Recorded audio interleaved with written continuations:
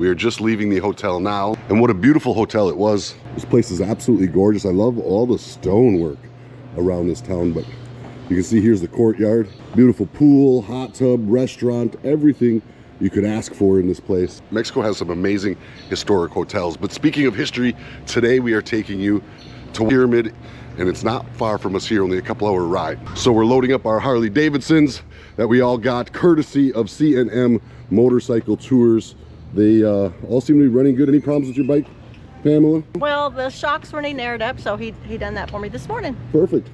Isn't that nice? That's nice. Normally Jay'd have to do that. Right? Yeah. We're at one of the 7 wonders of the world down here in the Yucatan of Mexico. Carlos, what is this? Chichen Itza is the main temple, the main pyramid. And why is this pyramid so famous? Because of the calendar. This one's the calendar. The calendar year. That pyramid right there, 30 meters tall. And it's still 10 meters shorter than the tallest pyramid in Mexico. We are now entering the stadium of the Mayans. And this was an area that was dedicated to fertility. You see the rings up on the walls, very high on either side. These were used for a special ceremony about fertility, where they would have a certain number of Mayans on either side, actually warriors, and they'd be throwing the ball through the hoop in a ceremony. And it's wild to be standing right here. I mean, look how massive this area is and the incredible detail. Now, you'll see there's stairs up there with some sculptures to some gods. Could you imagine being one of the ones who sat up there and oversaw all the people down here and the games that were happening? Even just walking here, where they walked, where the Mayans walked, is absolutely just amazing. And for me, how straight and complete all these walls are. Look how actually perfect that wall is. I mean, how did they make everything so absolutely perfect? There's barely any space between any one of them blocks. Every one of them is perfectly square and meets up with its sister block perfectly. I mean, how is that even possible without mass production? The next, you can see the warrior. It's the same here, take a look, other red. And we can find the Mayans making the cremation. After the human sacrifices, cremation. Actually, the smoke go of the supra world. The idea of cremation, it was to purify the spirit, the body. Okay, and after will be again the same person, but with a new spirit. Okay, that's the idea of them.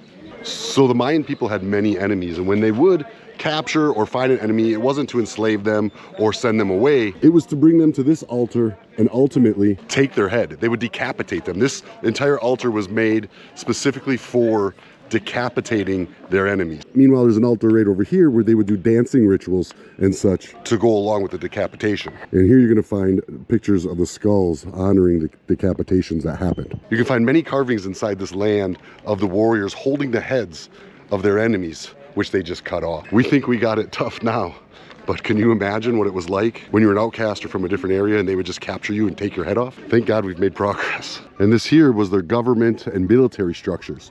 So this is where they organized all of their military and their government, which organized to protect their land, capture new land, and all of that stuff. And all this is happening, mind you, 200 to 400 AD. In fact, they say that temple right there was built in 400 AD, but inside of it is a smaller temple, which was built in 200 AD. This is a good representation here because often, at least I did even earlier in this video, said, how did they get all of those blocks and all those rocks so incredibly square and even and lined up? Well, the answer is they did not. This is actually built out of stone. You can see the raw stone there, and then everything else was plaster put over it and carved to look like square stones. So the actual structures are just rough rock like this, and then they put a plaster over it. And that plaster is what they're carving, and they carve it into squares to make it look like they've got big, beautiful stones.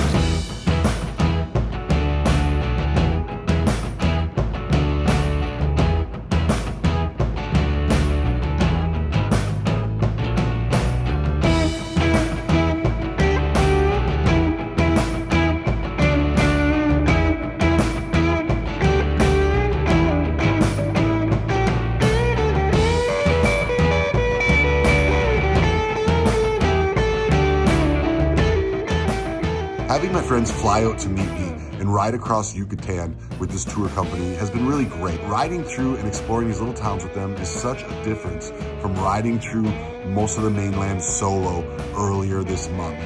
This trip has truly been a blessing.